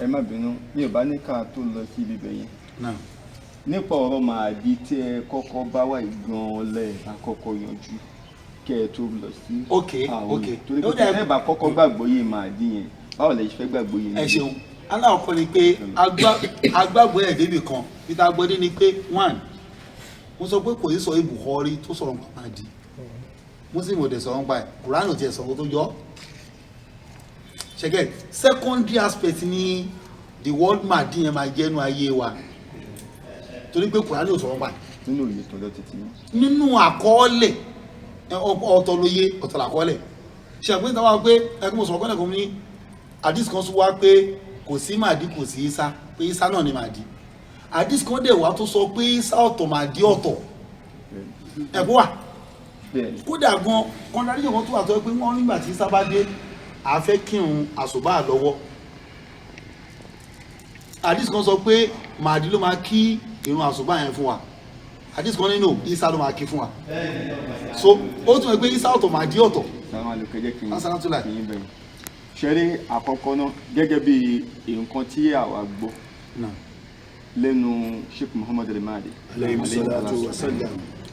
ó jẹ́ kó di mímọ̀ fún wa tọ́wọ̀n bàbá wa náà tán lè tún ìmọ́lẹ̀ sí ọ̀rọ̀ yẹn dáadáa fún wa torí pé ẹnu bàbá àwọn ògbọ́jú wọn Mahdi ṣùgbọ́n bàbá wa kí ló kàn wọ́n jẹ́ kó di mímọ̀ fún wa dáadáa pé gbogbo ìgbà ni Sheikh Muhammad al-Mahdi máa ń sọ pé kò sí àáfàá ayé kan tó lè ka àdìtì tó lè fi mọ̀nà torí pé kí ni ìdí ni pé wọ́n ní pé àdìtì yẹn pọ̀ lọ rẹpẹtẹ nínú èyí tẹ̀yìn dì mú nísìnyí pé so kéde kò sọ̀rọ̀ Mahdi níbẹ̀ bẹ́ẹ̀ ni ẹgbẹgbẹ̀rún àdìtì ló sọ̀rọ̀ Mahdi lọ rẹpẹtẹ tó yà sí pé gbogbo àdìtì tó sọ̀rọ̀ Mahdi yẹn lọ tẹ́ bá bẹ̀rẹ̀ sí ní tọpinpin wọn lè pè é ní irọ́ ìyẹn ìkíní tó bẹ́ẹ̀ ni ìkejì ń bẹ̀ ni pé ṣẹ́rí gbogbo àwọn àdìtì yẹn kò sí ní àtakò wà ń bẹ̀ bẹ́ẹ̀ bá ṣe ń sọ̀rọ̀ pé dúdú ni nítorí wọn máa sọ̀rọ̀ pé pupa ni bí kò máa ṣe pé kúkúrú ni tó nìkan máa ní pé gíga ni tó wọ́n tako ara wọn ọ̀pọ̀lọpọ̀ àdìsí yẹn náà kẹ̀rí Ànábì sọ ṣùgbọ́n wọn tó pọ̀ jù sọ lọ́la rẹ̀ àwọn tó pọ̀ jù tí wọ́n tún wá ń sọ nípa Mahdi ni àwọn tí Ọlọ́run ṣèpayà tó fi ìṣèpayà hàn sọ wọn náà sọ tí wọn lọ rẹpẹtẹ nípa Mahdi so ní ọ̀wà lé oríṣiríṣi náà tó já sí pé tọ́lọ́run fi hàn tọ́lọ́run náà sọ oríṣiríṣi ṣèbí nínú wọn náà ní kẹlẹ́kẹ nínú wọn ọ̀wálí náà tọ́lọ́run tó fi wọn náà làwọn tó pàdé Sheikh Mahdi lórí ìrìn àjò nígbà tó lọ sí Mẹ́kà láti Ìjẹ̀bú Òde 1945 nínú àwọn tọ́lọ́run ti fi ìṣèpáyà yẹn hàn nígbà náà tó já sí pé Mahdi Sudan so ló ti sọ àsọtẹ́lẹ̀ fún àwọn tí ó jó ọmọ èyí pé Mahdi o ó máa kọjá ń lu yìí o àsìkò báyìí dẹ̀ nìkẹ́ máa retí ẹ̀ o ṣùgbọ́n gbà tó bá máa kọjá ó ṣeé ṣe kó má bóun láyé mọ́ tó bá dé tẹ́ ẹ bá bí àwọn ìbéèrè tẹ́ máa bí ní tí ó bá ti dáhùn àwọn ìbéèrè yẹn ẹgbẹ́ bòyìn fún òun náà òun lẹni náà ìbí náà wà lé Ọlọ́run kan ni tọ́lọ́run fi ṣèpáyà ẹ̀ hàn so tó dẹ̀ rí bẹ́ẹ̀ nígbà tí máa dídẹ̀ jíṣẹ́ yẹn tó débẹ̀ wọ́n dẹ̀ bí lọ́wọ́n ìbéèrè yẹn lóríṣiríṣiríṣiríṣi tó já sí pé àwọn tí wọ́n tẹ̀lé máa dé pàápàá lọ láti Ìjẹ̀bú Òde iṣẹ́ ọlọ́lá náà lẹ̀ pé àwọn ọmọ àgbẹ̀lẹ̀ yìí níbo lọ̀rọ̀ yìí ti ń jábọ́ so nígbà tó dẹ̀ dá wọn lóhùn wọ́n fún ní nǹkan tí bàbá wọn fi rán wọn tó kọ́ fi jíṣẹ́ wọ́n fi jíṣẹ́ bẹ́ẹ̀ náà nígbà tó tún gbéra tó dé ìlú Mẹ́kà náà oríṣiríṣi kéde lẹ́tà àwọn nǹkan ó ti lọ ṣáájú pé tó bá ti dé ẹmu ó fẹ́ wá gbà lórí ó fẹ́ ṣe gbá nìyẹn ló fà á tán fi gbé e nígbà tó débẹ̀ tó pé ọ̀wọ́n kéde ọkàn wọn aṣọ́bodè tán kọ́kọ́ mọ́ Mahdi pé wọ́n ti mú ìrò wá nípa ẹ̀ tẹ́lẹ̀ ṣùgbọ́n gbà tó lọ fi pamọ́ so tó tó àsìkò tí wọ́n fẹ́ gbọ́ ọ̀rọ̀ lẹ́nu ẹ̀ tí wọ́n gbé lọ sí ilé ẹjọ́ wọn lọ́hùn wọ́n bẹ̀rẹ̀ kí ní bí ní oríṣiríṣi question ó dá wọn lóhùn títí ó tún ń béèrè pé ṣé béèrè tún kù tí ẹ tún máa bí pé kí lè kọ́ wọn bọ́ wọn rí nǹkan sọmọ́ torí gbogbo nǹkan tó ń bí ló ń dá wọn lóhùn tọ́wọn náà dẹ̀ rí pé nǹkan tí ẹni yìí sọ yìí bẹ́ẹ̀ lórí òun wá padà wá ń bi wọ́n ní ìbéèrè kódà kò burú ẹ̀yin ti béèrè ìbéèrè tọ̀dọ̀ tí yín ṣóun ti tẹ́yìn lọ́rùn oní bẹ́ẹ̀ ni wọ́n náà ní kọ́ tó ń fẹ́ bí ìkábà yín tẹ ìjókòó tí ì pàápàá ìjẹ́ ẹ̀ lè sọ wọn àmì tó wà ń bẹ̀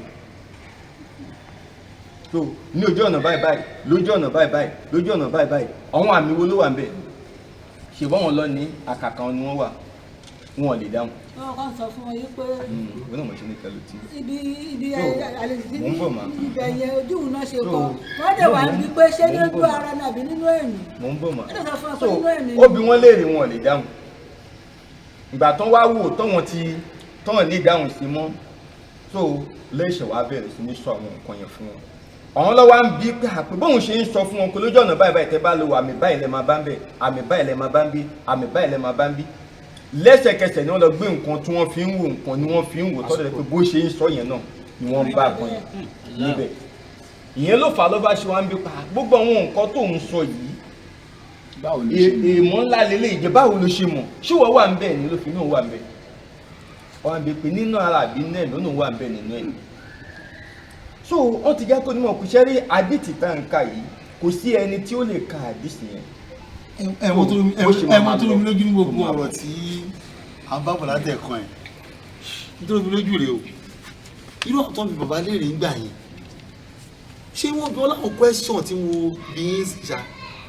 àwọn tá a lọ ní èdè ìkùrẹ́ aláìkùrẹ́ àwọn tá a lọ ní ìkùrẹ́ ní sọ̀kalẹ̀ sí ìlú. tí mo ní pé ẹgbẹ́ àwọn ọ̀rọ̀ kan àti wọ́n bí wá sí tó ẹgbẹ́ ó le gẹ́ẹ̀tì. mo ti sọ fún yín láti bẹ̀rẹ̀ ṣé ẹ rí ìtẹ́ sọ pé ẹ̀ ń bi wá yẹn ó yàtọ̀ sí pé arán níṣẹ́ ẹ̀yin lẹ fẹ́ ẹ̀yin gbà pé ìwọ́kùnrin tẹ́bá ti kà ń bí yẹn ni ló máa fi mú ní ìgbàgbọ́ yìí. ń bọ̀ sà ṣe pé tí wọ́n gbé kẹ́rì bá wà láyé nígbà tí wọ́n bá wà láyé àwọn bóyá tó máa bí wọ́n rè. ẹ ṣe ẹjọ́ torí ẹ má bínú sà sẹ́yìn bá tẹ̀fẹ́ bí wọ́n ní question pàápàá ṣe lè bí wọ́n ju èyí tí Sheikh Adamu bí lọ. àbẹ́ ìjọba lárúbáwá tó ní èdè tọ́dẹ̀ pọ̀ wọn dẹ̀ ní ọmọ ọbẹ̀ tó gbédè àwọn adájọ́ mẹ́ta lọ bí léèrè o kì í ṣe ọ́nárì èèyàn wọn adájọ́ mẹ́ta. ṣẹ́rí Islam ẹ má bínú sá o a ní problem kan nù tẹ̀sí wa problem ta ní ìrẹsà ṣẹ́rí tí aṣáájú kan bá ti sọ̀rọ̀ kan ẹnìkan máa ń sọ̀rọ̀ kan wá ní gbogbo àtàyè wa àlè nímọ̀ táwọn sọ̀ àbàmọ́ nírọ̀ náà irọ́ ńlá ni torí pé iṣẹ́ táwọn sọ̀ àbà ṣe pẹ̀lú ànábì ni iṣẹ́ táwọn á ń ṣe àwọn adára náà bí i a máa ń ṣe ju tí wọ́n lọ ṣé wá rí sà ṣé wá rí ìlànà kan wà tó jẹ́ pé ìlànà kan wà lá káyọ̀ má jẹ́ sún fínsì fún àgbẹ̀rẹ̀ gbogbo kí ni mi ní béèrè ṣẹ́gẹ̀t mi ní béèrè torí tó fi bọ́ èmi náà nìyẹn bọ́tọ́ ìpò wọ́n fi yẹn bọ́ èmi lèmi ṣe gbọ́dọ̀ gún extra gbọ́dọ̀ tọ́ka sí ewu gbọ́dọ̀ gbé extra mile ni pé ẹni tá à ń rán iṣẹ́ àtẹni tó rán ni níṣẹ́ ṣe mọ̀ pé communication wà láàrin wọn ẹni tó rán yàn iṣẹ́ àtẹni tá à ń rán iṣẹ́ ọ̀nà tó ń gbà ń bára wọn sọ̀rọ̀ wà láàrin wọn. ṣé láàrin Ọlọ́run àti ṣe rí bá sọ pé bẹ́ẹ̀ ni bọ̀ bẹ́ẹ̀ yẹn lèkún tó sà ẹ̀wọ́n tó ṣe lèkún tó sà ṣe rí àánú sọ́lá sálám òun la rán sí gbogbo wa wọ́n bọ̀ sà Ọlọ́run wá fi ìwé kan rán tó jẹ́ Quran Ọlọ́run wá ní àánú sọ́lá sálám sọ̀rọ̀ kan pé mo fi nǹkan méjì lẹ̀ fún yín o tó bá tẹ̀lé ní sọnù ayé wá ṣàbòsí kan wọ́n ní kìtàbù láwà súnà ìrànlọ́pàá kìtàbù láwà lùbẹ́ẹ̀tì ànábìwí àwọn àìsàn àjẹmọ́ ló sọ di kìtàbù láwà súnà ẹ má jẹ́ ká lọ sí ẹni tí nǹkan bá ṣe ojú ẹ̀ Ọlọ́run aṣáájú ṣẹ́rẹ́ àwọn tí wọ́n bòjì ṣẹ́ rìnrìn àjò àwọn ọmọ ṣe ha níbi tí àfáà wa ń sọ̀rọ̀ sílẹ̀ nígbà tí wọ́n ń béèrè àwọn ìbéèrè táwọn bàbá tó ti lọ tí wọ́n kọ́ lẹ̀ pé nǹkan báyìí máa ṣẹlẹ̀ o tásìkò yẹn bá tó ẹbí ní nǹkan báyìí ẹbí ní nǹkan báyìí ẹbí ní nǹkan báyìí láwọn ìbéèrè tó ta kókó tí ò tiẹ̀ bá ti ọlọ́gbọ́n orí àbá kàwé débi pé àwọn tí wọ́n bá wọn rìn. ẹlẹ́gbọ́n ni Mahdi ti jáde pé mo ní kò sínú Kùránì wá ní kí n attribute yẹn náà èmi ò mọ̀ sà.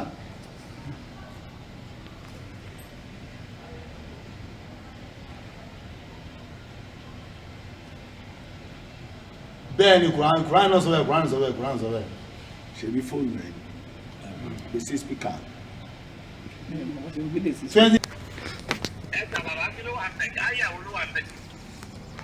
wọ́n ní wàyí nàwú làyé ní mìíràn sáà. náà.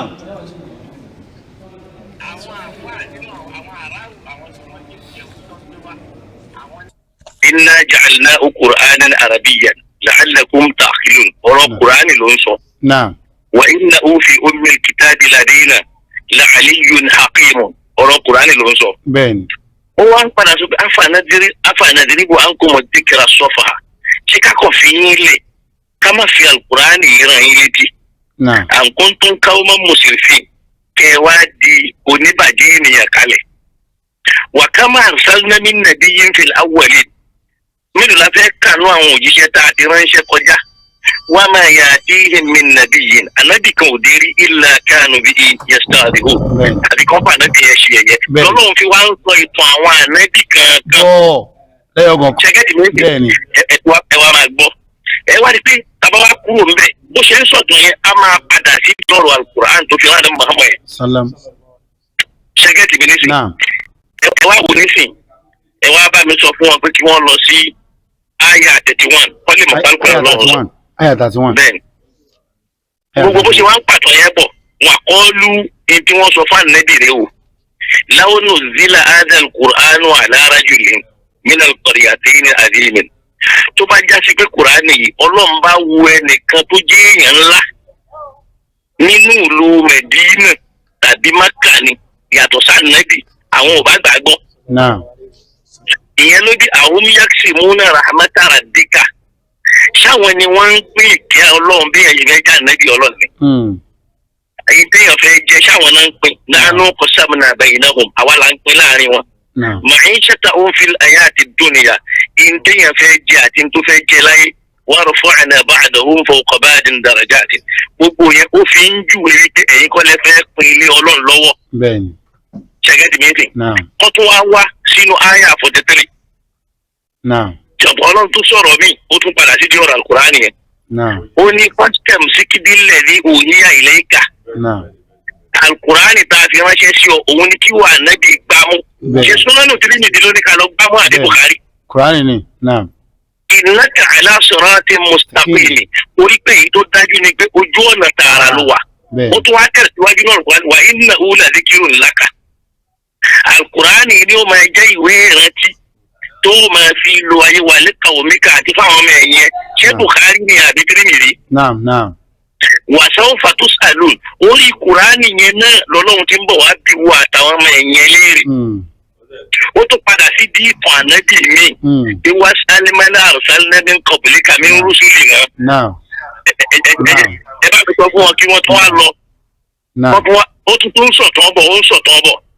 ó yá ẹ wá bá mi sọ fún wọn pé wọ́n wá padà sí di wa innahu la ilmun lillahi. ọ̀rọ̀ kùránì yẹn náà ló ń sọ ẹ jẹ́ kí n sáré tú àwọn ọbẹ̀ yẹn fún wọn. nígbà ọlọ́run sọ fún wa pé lan tarda ankal yahudu wala nasara hatta tattabi'a millatahum qul inna huda Allahi huwal huda wa la in ittaba'ta ahwa'ahum ba'da alladhi ja'aka minal ilmi. alukurani ni al-ilmu gbogbo ibi tó lọ́nba ti ń sọ nínú alukur'an tá a bá fẹ́ jọ sòdodo ẹ rí i pé kí n tó dé bíbí mo tún fòbì kan nínú àyà 36 tọ́lọ̀ ní wa man ya'shu an dhikri rahman béèyàn bá lo ayé tó fi alukur'an ilẹ̀ tí ò fi lo ayé nuqayyid lahu shaytanan á dẹ ṣèyítọ́nù sí wa huwa qarinun ṣèyítọ́nù yẹn ni wàá máa jọ́ rẹ̀ ni ó máa darí ẹ̀ gẹ́gẹ́ tí mi ń sìn ẹ wá jẹ́ ká wá padà síbi wa innahu la ilmun lis-sa'a.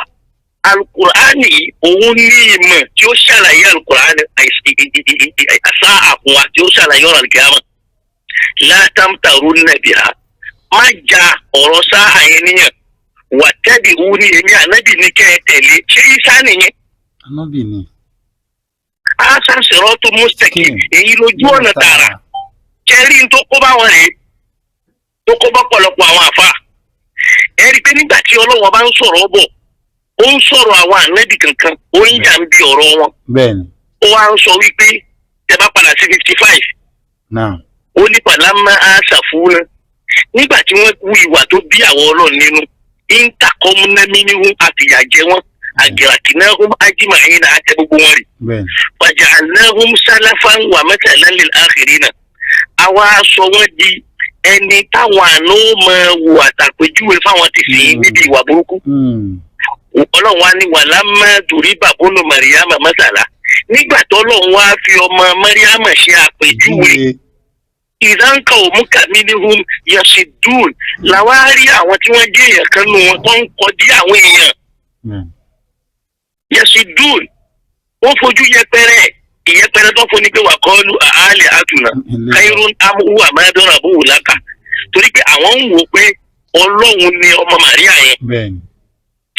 àwọn aníṣe téèyàn bá tiẹ̀ fẹ́ fi èèyàn ṣàpèjúwe ó wá jẹ́ ọmọ Màríà sáwọn Ọlọ́run tiwa èwo ló rere jù nínú méjèèjì. Ọlọ́run wa ń sọ fún ànábì yìí pé àmàdọ́rà búhù lákà tí wọ́n lápèjúwe tí wọ́n mú wá yẹn wọ́n mú wá ilá jìdáàlá ń kọjá mọ́kàn méjì yẹn. wọ́n ń káwọ́ mọ́ ń kà símọ́n alájàgbìlà ni wọ́n kì í gbóòótọ́.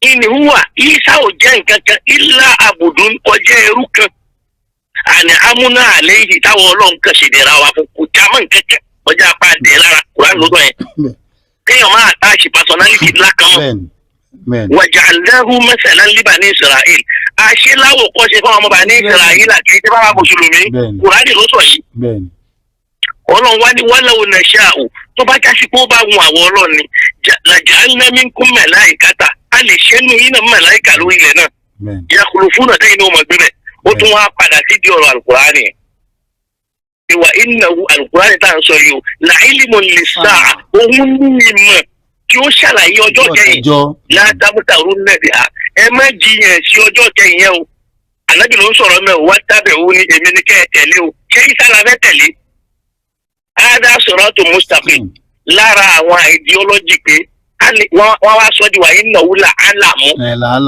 pé òun ní sáyìn ṣé ilimu àti alamu tó jọra ẹ̀dá mi di bàbá wa ẹlẹ́rìí ara àdánwò táwọn àfa dá sínú ìsìláàmù nìyẹn látara pé àwọn Yẹhudi ló kọ́kọ́ tú alukurani fún wa àti Nasara tòbí alukurani lọ́wọ́ sọ mẹ́ kì í ṣe Ànábì Ìsá.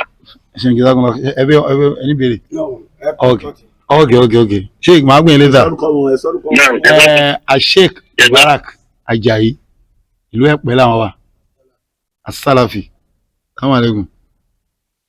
ọ̀rọ̀ tá a lẹ́yìn sí gẹ́gẹ́ bí tèmi ń ta gbọ́ àlẹ́fẹ́ èkó ni mí o ẹ máa gbọ́ o àlẹ́fẹ́ èkó ni ṣé báíbùlù ẹ gbà pé ìwé Ọlọ́run ni. ẹ ṣeun báíbù yẹn ṣe ìwé Ọlọ́run rárá. ìwé èṣù ni ẹdùn tèmi kọ́ o. kò ń ṣe ìwé èṣù bọ̀ kò ń ṣe ìwé Ọlọ́run ìwé táwa kọ fúnra wa irú ìwé tí bàbá wa kọ ń sìn. ó jẹ́ pé a lè pè ní ìwé Ọlọ́run náà. Jesus Christ kì í ṣe Ọlọ́run ló ránṣẹ́. irọ́ ṣẹ́rí ẹ̀jẹ̀ yẹn náà kò sí tó ń pè ní Jesus Christ lọ́dọ̀ àwọn Júù wọ́n bí Ìsá ni ṣẹ́rí Ìsá kọ́ ni Jésù. hello sir yeah. ẹ jẹ́ kí n tún kọ́kọ́ dá yín lójú. okay sir. nígbà tí Ànábì Mùsá wà láyé ó sọ wípé Ànábì Muhammadu ń bọ̀ Deuteronomy chapter 17:17. nígbà tí Ànábì Ìsá dé àwọn Júù tọjọ́mọlẹ́yìn Ànábì Ìsá tọjọ́mọlẹ́yìn Ànábì Mùsá wọ́n kọ̀ fún Ànábì Mùsá pé kì í ṣe òun olúwadẹ̀mú ìdájọ́ lé wọn wá lé wọn lórí John chapter 5:34. ó ní kì í ṣe èmi ni yóò fi ń sùn níwájú bàbá. hello sir. ẹ ṣe sùúrù. okay sir. ìgbà t'Ànábì Ìsá dé wá bá wọn tó kò tí wípé òun ní Ànábì Mùsá sọ nípa ẹ̀ tó sọ fáwọn Júù ní Deuteronomy chapter 17 15 to 18. bẹ́ẹ̀ni 17. so wọn ò nígbàgbọ́ sí ìgbà tó dẹ̀ dé tọ́lọ́run ní Ànábì Ìsá Jesus Christ wọ́n kọ̀ wọ́n gbà ìdájọ́ tó mú wá fún ọ ní pé ẹ má ṣe rò pé èmi ò fi ń sùn ìyẹn ní Matthew chapter 5:45. ẹ má ṣe rò wípé èmi yóò fi ń sùn lọ́dọ̀ bàbá ẹni tí ń fi ń sùn wà àní Mósè ẹni tí ẹ̀yin gbẹ́kẹ̀lé nítorí pé ẹ̀yin ìbá gba Mósè gbọ́ ẹ̀yin ìbá gbà mí gbọ́ nítorí pé ó kọ nínú ìwé rẹ̀ nípa ti èmi ṣùgbọ́n bí ẹ̀yin kò bá gba ìwé rẹ̀ gbọ́ ẹ̀yin ó sì gba ọ̀rọ̀ mi gbọ́. ẹ sà. ẹgbẹ́ ẹ̀yẹ sà. ìgbà táwọn bí yìí ká ń lọ òun náà sọ fún ọ wípé Ànábì Muhammadu ń bọ̀ ẹni èmi yóò gbé wòlíì kọ dìde láàrin yín ó ní Ànábì Muhammadu ń bọ̀. John chapter 5 verse 13 to 5 to 7. John chapter 16 5 to 13. so ó sọ fún ọ wípé èmi yóò gbé èmi ní ohun púpọ̀ láti bá yín sọ. ẹ̀yin gbọ́dọ̀ gbọ́n lè ṣe nígbà tí òun ní ìtọ́jú bá dé yóò tọ́sán ìtọ́ gbó. so ìgbà t'Ànábì Ìsá dé tí Ànábì Muhammadu dé àwọn Júù àtàwọn Christian ọ̀pọ̀lọpọ̀ wọn kọ̀ wọ́n ní títí dè ní wọn nígbàgbọ́ nínú Ànábì. ìyẹn lÓlúwa sọ nínú Quran chapter 3:184 wà ní kazzabuka faqad kuzziba rusulun min qablika ja'u bil bayyinati والصبر والكتاب المنير. kò sí òjíṣẹ́ Ọlọ́run tó ló wá sọ wípé ó ń bọ̀ táwọn ọmọ ẹlẹ́yìn tí nígbà tó bá dé tí wọ́n ní. Hello sir. Hello. No network. Hello. Cut. Rẹ̀ fún ni ló gbó. Okay, yeah. Àgbẹ̀ wẹ́lẹ̀ kan ni. So Quran chapter 3 verse 183 to 184. Okay sir. Lẹ́yìn ànábì Ìsá nípa àwọn Christian sọ fún ànábì mìíràn wípé kò sí tí òjíṣẹ́ kan táwọn máa tún gbàgbọ́ mọ́ táwọn tún lè gbàgbọ́. So ìgbà tó wá dé 184 Ọlọ́run wá sọ fún pé eré ànábì máa yóò yá ẹ lẹ́nu. Wàyí ń kásà búkà fàkọ́dé kó ṣe bàrúsọ̀lù ní kọ̀ọ̀dé ká já owó òbílẹ̀ bàjẹ́ náà wà sóbòrì wà ní kìtà àbìlẹ̀mọ̀lẹ́. Ìpè tán bá kọ̀ fún ẹ pé wọn nígbàgbọ́ má jẹ́ kó yá ẹ lẹ́nu. Ọ̀pọ̀lọpọ̀ àwọn òjíṣẹ́ tó ti wá síwájú tó ti wá sáyé síwájú tiẹ̀ pẹ̀lú ìdí ọ̀rọ̀ tó tóbi tó hàn gbangba wọn ò nígbàgbọ́ sí wọn. Bẹ́ẹ̀ ni ìwé Sẹ̀bórà àwọn ìwé onímọ̀lẹ̀ tó ti lọ àti ìwé onímọ̀lẹ̀ ìyẹn Old Testament Táórà wọn nígbàgbọ́ sí. Kò sí ìjẹ́ tó ń wá sáyé táwọn àfáà àsìkò ẹ̀ nígbàgbọ́ sí àfẹnitọ́ lọ́hùn bá fọpáyà ọkọ̀ fún wọn nígbàgbọ́ sí wọn. Lódodo ònábì Ìsá fúnra rẹ̀ sọ pé òun padà bọ̀ láyé. Al-Qur'ani gbẹ́ ń sọ wípé òun padà bọ̀ lára ibi táwọn gbogbo ọmọ kútùbù tafasiri láyé wọ́n tún sí ànábì Ìsá. Wa innahu la'ilmun lis-sa'a wala tamtaruna fiha wattabi'uni hadha siratun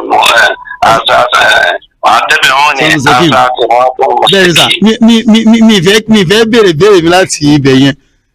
Kí ni ìgbàgbọ́ yín nípa Báíbù gangan? Ìsìn yẹn hello náà Al-Qur'ani. Hello sir. Hello sir, ń gbọ́ yín sir. Quran chapter 4 Suratul Nisa verse 135.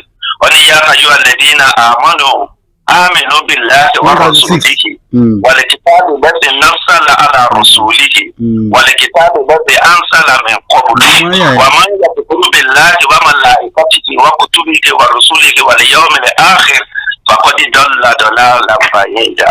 Sir, ṣé n tàn sọ ni pé Matthew Mark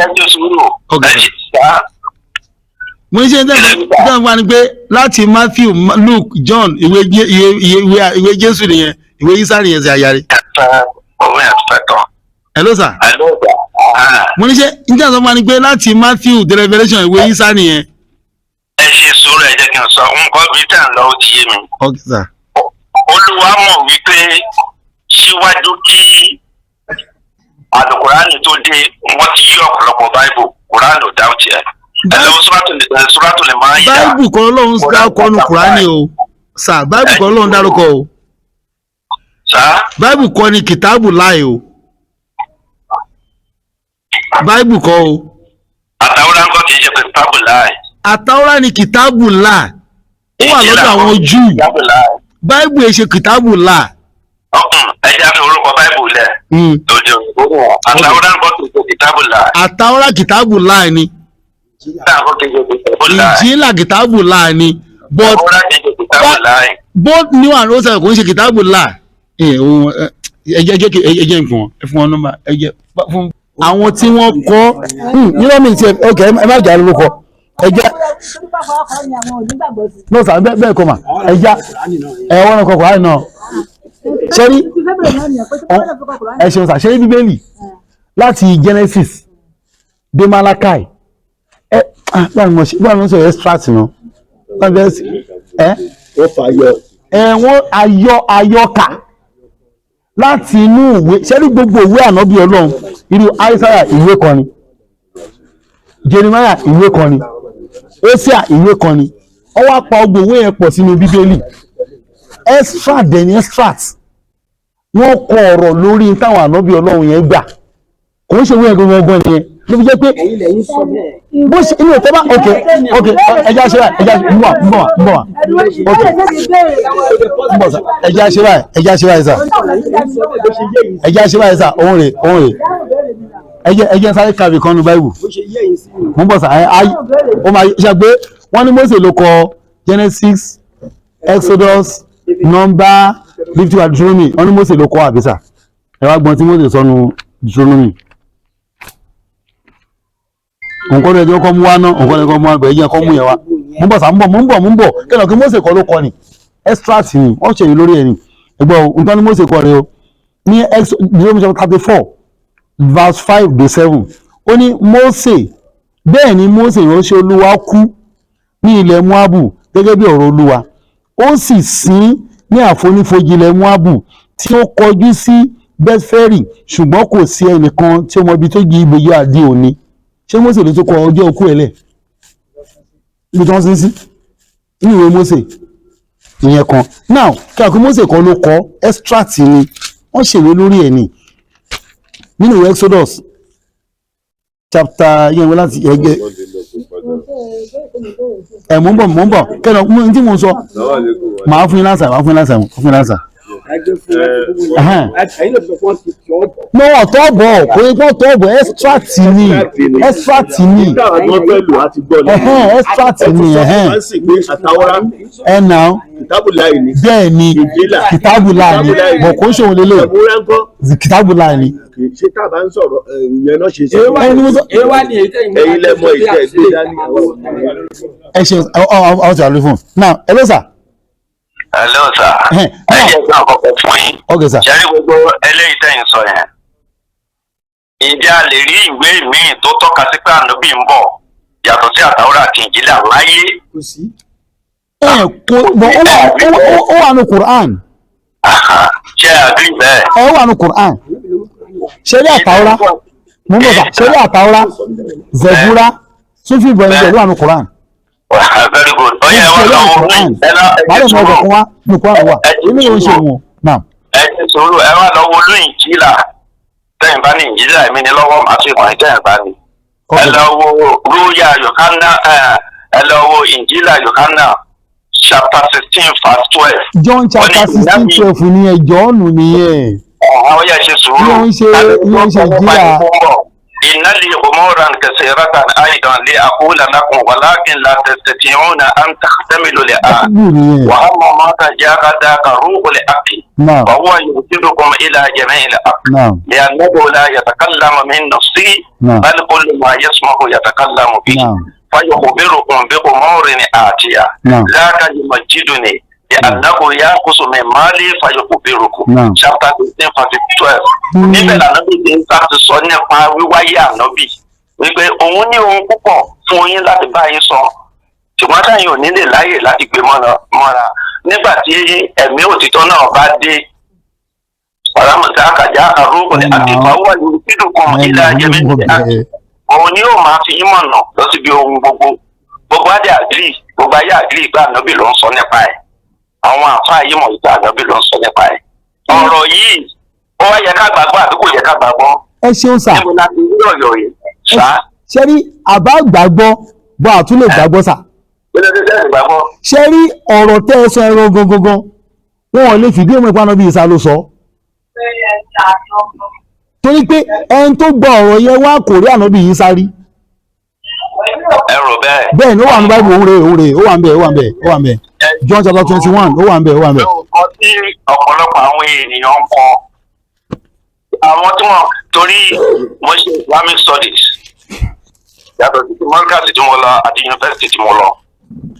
àwọn èèyàn kọ nǹkan tí ò dáa nípa Kùránì wọ́n kọ nǹkan tí ò dáa nípa ànábì tí ò sì rí bẹ́ẹ̀. àwọn tó tẹ̀sẹ̀ ti ṣì lọ́nà ń gbàgbọ́ wípé lóòótọ́ bẹ́ẹ̀ ni tí ò sì rí bẹ́ẹ̀. bákan náà ni àwọn tí wọn ò nífẹ̀ẹ́ sí ànábì yìí sáà àtàwọn òbí ẹ̀ ọ̀pọ̀lọpọ̀ nǹkan tí ò dáa nípa ẹ̀. ẹ má bínú sá o ṣé ẹgbẹ́ ẹlẹ́sà ṣé ẹgbẹ́ ànábì Ìsá kọ́ ni Jésù ṣá.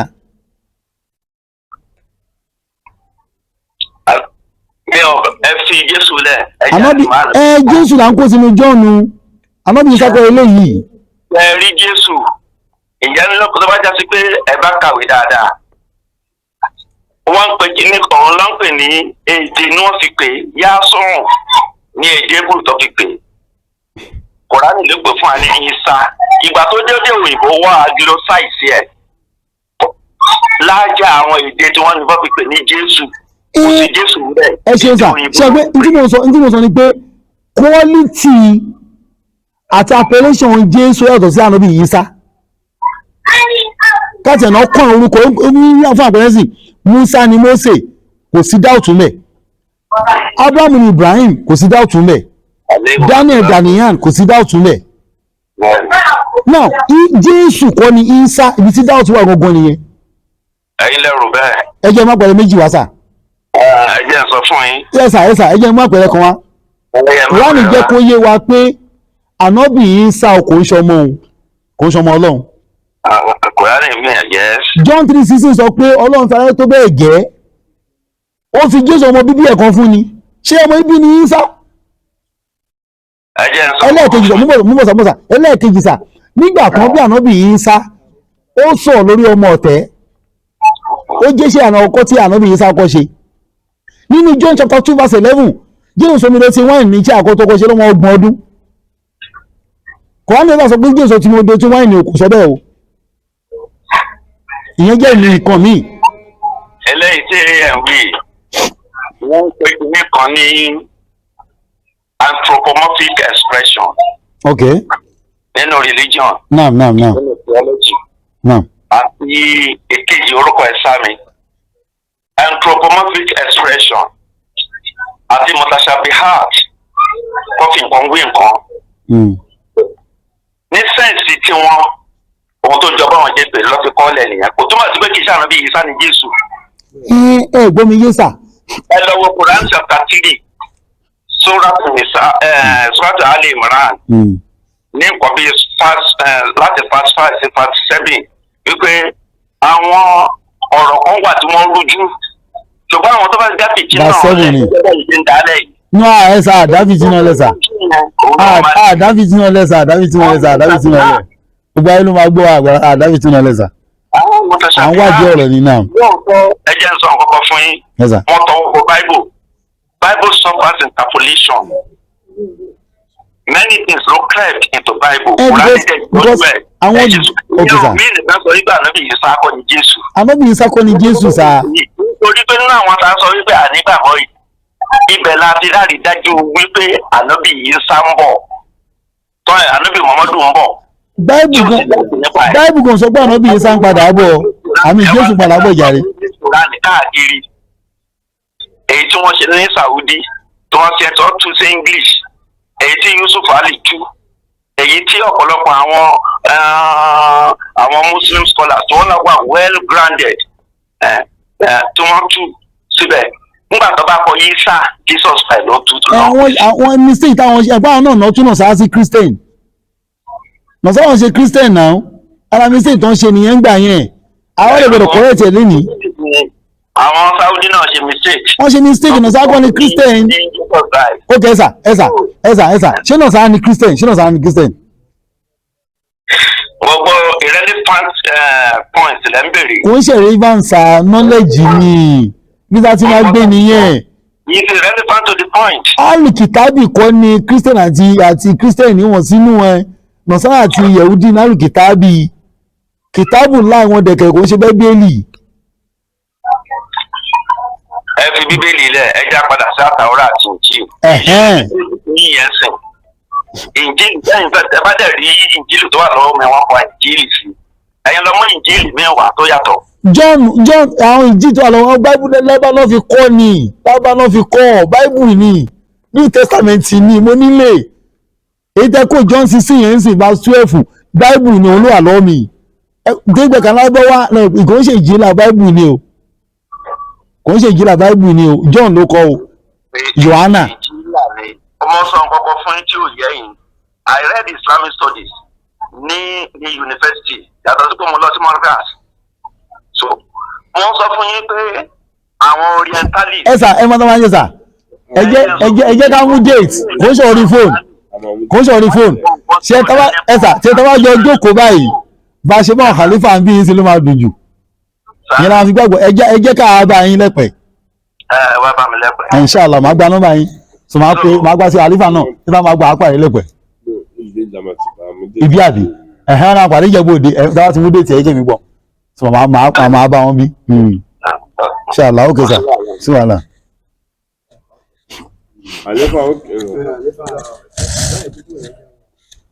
bí a tó máa ṣe ni pé ẹ jẹ́ ká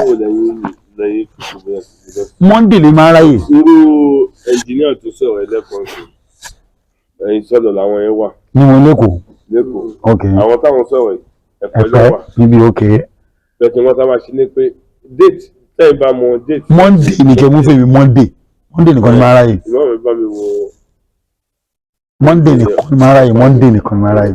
ok no ní 18 next Monday 25. 25 Monday. ok ẹ jẹ́ àṣẹ wa bí wọ́n ká fix October 2nd. October 1st is Sunday. Sunday, yes. Okay. Sunday over okay. Over okay. Second one okay. Eja fix it. Eja fix it. Ba mu date yẹn. October 2. October 2 inshallah. Oh okay inshallah. Subhanallah. Ọlọ́run ẹ̀yin wa ẹ má bínú o. Kì í ṣàtakò àwa wá di àwọn ọ̀rọ̀ inú o. Ẹ má jẹ́ ẹ lọ. Bàbá lọ kò dá owó ẹgbẹ́ yẹn sí ọ̀hún. Wọ́n jà á lọ o.